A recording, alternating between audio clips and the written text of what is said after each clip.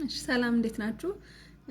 እንግዲህ ድንገተኛ ክፍል ተመድበን ስንሰራ ብዙ ጊዜ ከሚገጥሙን ነገሮች መሀል የሚደማ ቁስል ላይ ደሙን ለማቆም በሚል የሚጨመሩ የተለያዩ ባዕድ ነገሮች አሉ። ብዙ ጊዜ የተለመደው እና ብዙ ጊዜ የሚገጥመን ቡና ነው። የሸሪት ድር እንዲሁም አፈርም ተጨምሮ ገጥሞኝ ያውቃልና እኚህ ነገሮች ደሙን ኢፌክቲቭሊ የማቆም እንትን የላቸውም። ከዛ ያለፈ ሰውየውን ላልተፈለጉ የተለያዩ ኮምፕሊኬሽኖች ያጋልጡታል። ቁስሉ ቶሎ እንዳይድን፣ ኢንፌክሽን የመሳሰሉት ነገሮች እንዲፈጠሩ የነዚህ ነገር ተጋላጭነት ይጨምራል ማለት ነው።